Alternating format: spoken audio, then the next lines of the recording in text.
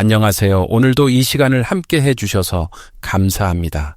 오늘 저는 여러분께 한 형제의 이야기를 들려드리려고 합니다. 20년 전에 형의 축복을 빼앗고 도망쳤던 동생이 있었습니다. 그 동생은 20년 동안 타지에서 살면서 늘 한 가지 두려움을 안고 살았습니다. 언젠가 형을 다시 만나야 한다는 것이었습니다. 그리고 드디어 그날이 왔습니다.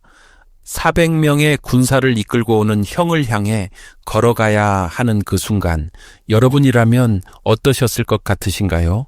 오늘 창세기 33장은 바로 그 극적인 만남의 이야기입니다. 그런데 이 이야기 안에는 단순한 형제의 화해를 넘어서 우리 모두의 삶과 깊이 연결된 놀라운 진리가 담겨 있습니다. 오늘 이 시간 끝까지 함께 해주시면 하나님이 우리의 가장 두려운 만남을 어떻게 은혜로 바꾸시는지를 함께 발견하실 수 있을 것입니다. 33장 1절 말씀에는 이렇게 기록되어 있습니다. 야곱이 눈을 들어보니 에서가 400명을 거느리고 오는지라 그의 자녀들을 나누어 레아와 라헬과 두 여종에게 맡기고. 이 장면을 상상해 보시기 바랍니다. 야곱은 눈을 들어 형을 바라봤습니다. 400명의 군사와 함께 오는 에서를 보는 순간 야곱의 마음이 어떠했을까요? 히브리 해석을 보면 야곱이 눈을 들었다는 표현은 단순히 고개를 든 것이 아닙니다.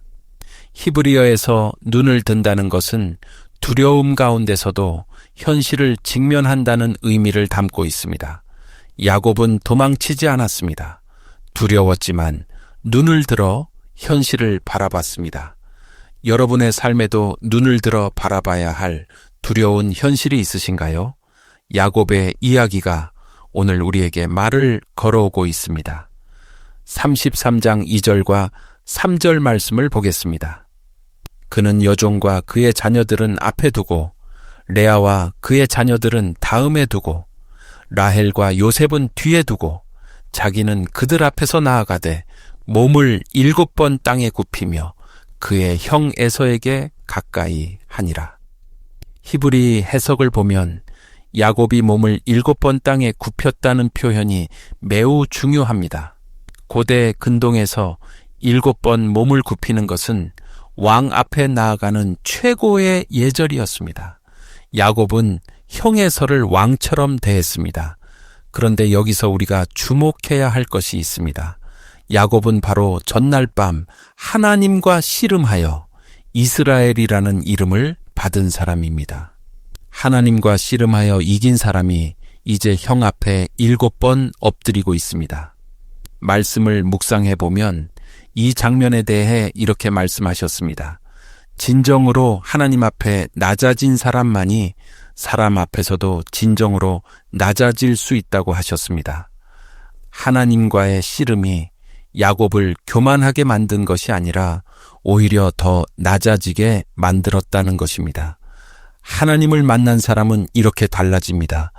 33장 4절 말씀에는 에서가 달려와서 그를 맞이하여 안고 목을 어긋맞게 껴안으며 그와 입맞추고 그들이 함께 운이라고 기록되어 있습니다. 이 장면이 정말 놀랍습니다. 야곱은 두려움에 떨며 7번 엎드리며 나아갔는데 에서는 달려왔습니다. 히브리 해석을 보면 에서가 달려왔다는 표현은 누가복음 15장의 탕자의 비유에서 아버지가 달려오는 장면과 같은 히브리적 표현 방식입니다. 기다리던 사람이 먼저 달려오는 것, 이것은 용서와 은혜의 언어입니다. 에서는 20년 동안 분노를 품고 있었을 것입니다.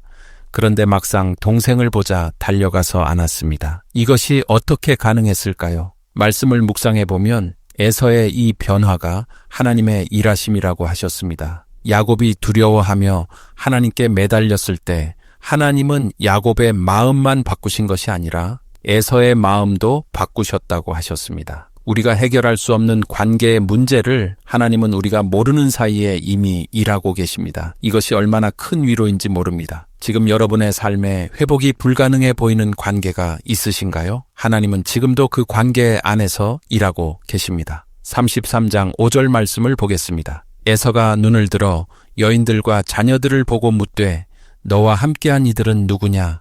야곱이 이르되 하나님이 주의 종에게 은혜로 주신 자녀들이니이다 하니.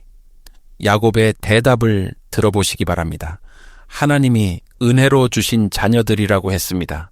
히브리 해석을 보면 야곱이 여기서 사용한 은혜라는 단어는 히브리어로 헨인데 이것은 받을 자격이 없는 사람에게 주어지는 선물을 의미합니다.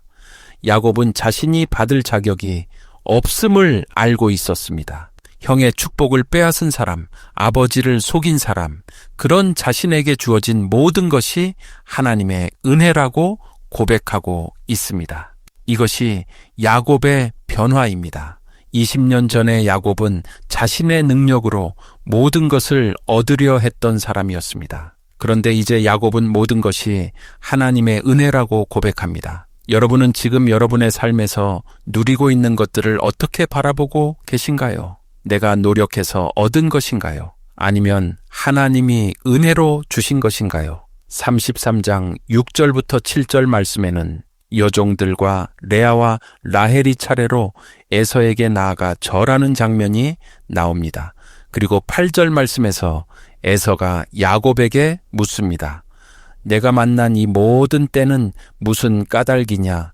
야곱이 이르되 내 주께 은혜를 입으려 함이니이다. 야곱은 에서의 마음을 얻기 위해 많은 예물을 미리 보냈습니다. 그런데 에서의 반응이 놀랍습니다. 33장 9절 말씀에는 에서가 이르되 내 동생아 내게 있는 것이 족하니 내 소유는 내게 두라고 기록되어 있습니다. 히브리 해석을 보면 에서의 이 말은 매우 중요한 신앙적 고백을 담고 있습니다. 내게 있는 것이 족하다는 말은 히브리어로 랍리인데 나에게 충분하다는 의미입니다. 에서는 물질적으로 이미 풍족했습니다. 그리고 그 풍족함에 만족하고 있었습니다. 이것은 하나님이 에서에게도 은혜를 베푸셨다는 것을 보여줍니다. 말씀을 묵상해 보면 에서의 이 고백에서 하나님의 일반 은혜를 보셨습니다. 하나님은 야곱만을 위해 일하신 것이 아니라 에서에게도 복을 주셨고 그 복이 에서의 마음을 너그럽게 만들었다고 하셨습니다. 하나님의 은혜는 우리가 생각하는 것보다 훨씬 더 넓게 흐르고 있습니다. 33장 10절 말씀을 보겠습니다. 야곱이 이르되 그렇지 아니하니이다. 내가 형님의 얼굴을 보온즉 하나님의 얼굴을 본 것 같사오며 형님도 나를 기뻐하심이니이다. 이 말씀이 오늘 본문에서 가장 신학적으로 깊은 말씀입니다. 야곱이 에서의 얼굴에서 하나님의 얼굴을 보았다고 했습니다. 히브리 해석을 보면 이것은 단순한 수사적 표현이 아닙니다. 야곱은 바로 전날 밤 하나님과 씨름하면서 하나님의 얼굴을 보았다고 했습니다. 그런데 이제 형 에서의 얼굴에서도 하나님의 얼굴을 보고 있습니다. 이것이 무엇을 의미할까요? 말씀을 묵상해 보면 이 부분에서 매우 중요한 통찰을 주셨습니다. 하나님을 만난 사람은 사람의 얼굴에서 하나님을 볼 수 있게 된다고 하셨습니다. 하나님과의 만남이 우리의 눈을 바꾸어 놓는다고 하셨습니다. 전에는 에서가 두려운 원수였는데 이제 야곱에게 에서의 얼굴이 하나님의 얼굴처럼 보입니다. 하나님을 만나면 사람을 보는 눈이 달라집니다. 여러분의 눈에 지금 원수처럼 보이는 사람이 있으신가요? 하나님을 만나면 그 사람의 얼굴도 달리 보이기 시작합니다. 33장 11절 말씀에는 하나님이 내게 은혜를 베푸셨고 나의 소유도 족하오니 청하건대 내가 형님께 드리는 예물을 받으소서 하고 그에게 강권함에 받으니라고 기록되어 있습니다. 야곱이 에서에게 예물을 강권하여 받게 했습니다. 히브리 해석을 보면 야곱이 에서에게 예물을 드리는 이 행위는 단순한 화해의 선물이 아닙니다. 야곱이 빼앗았던 것에 대한 회복의 몸짓이기도 합니다. 야곱은 과거에 형의 것을 빼앗았습니다. 이제 야곱은 자신의 것을 형에게 드리고 있습니다. 이것이 진정한 회복입니다. 진정한 화해는 말로만 되는 것이 아닙니다.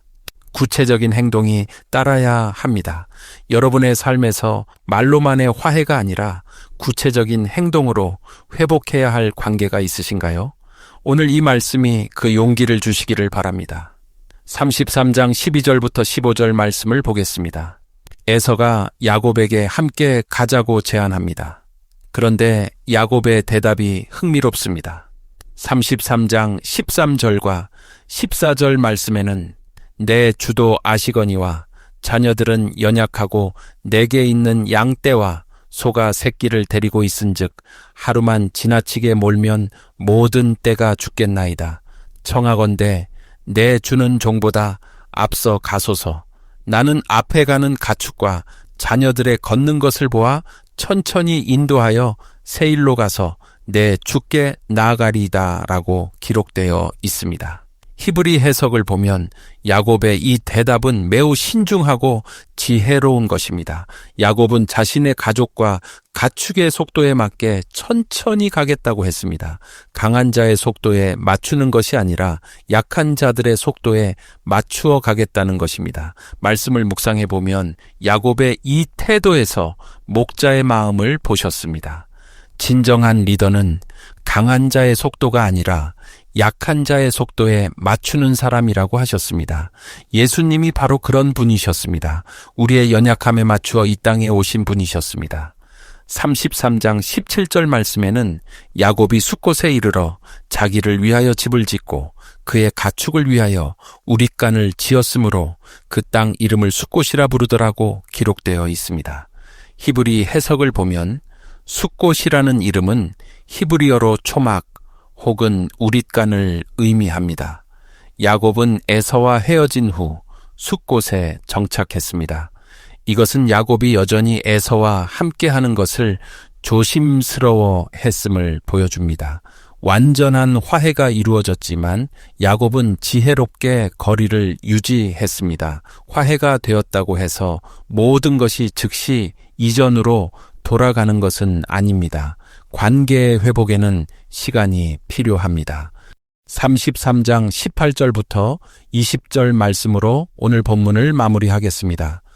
야곱이 밧단 아람에서 돌아와 가나안 땅 세겜성에 평안히 이르러 그 성 앞에 진을 치고 그가 장막을 친 밭을 세겜의 아버지 하몰의 아들들의 손에서 베크시테 샀으며 거기에 제단을 쌓고 그 이름을 엘엘로 헤이스라엘이라 불렀더라. 히브리 해석을 보면 야곱이 세겜에 평안히 이르렀다는 표현에서 히브리어 샬렘이 사용되었습니다. 이것은 평화롭게, 온전하게 라는 의미입니다. 20년간의 도피 생활을 마치고 형과의 두려운 만남을 지나 야곱은 드디어 평안히 도착했습니다. 그리고 야곱이 가장 먼저 한 일이 무엇인지 아십니까? 제단을 쌓았습니다. 그리고 그 제단의 이름을 엘엘로 헤이스라엘이라고 불렀습니다. 이 이름의 뜻은 하나님, 이스라엘의 하나님입니다. 말씀을 묵상해 보면 야곱의 이 마지막 행동이 그의 신앙 고백의 정점이라고 하셨습니다. 야곱은 모든 것이 끝난 자리에서 하나님께 제단을 쌓았습니다. 두려움도 지나갔고 위기도 지나갔고 이제 야곱이 한 것은 하나님을 예배하는 것이었습니다. 모든 것이 해결된 후에도 모든 것이 해결되었기 때문에 더욱더 하나님께 나아가는 것, 이것이 야곱이 우리에게 보여주는 신앙의 모습입니다. 오늘 창세기 33장을 통해 우리는 이것을 배웠습니다. 두려운 현실 앞에서도 눈을 들어 바라보는 용기가 필요합니다. 하나님과의 만남은 우리를 낮아지게 합니다. 하나님은 우리가 모르는 사이에 이미 관계 안에서 일하고 계십니다. 하나님을 만난 사람은 원수의 얼굴에서도 하나님의 눈으로 상대방을 바라봅니다. 진정한 화해는 말이 아니라 구체적인 행동으로 나타납니다. 그리고 모든 것이 지나간 자리에서 우리가 해야 할 일은 하나님께 제단을 쌓는 것입니다. 거룩은 지금 내가 있는 자리에서 하나님이 뜻대로 살아가는 것이 아닐까요?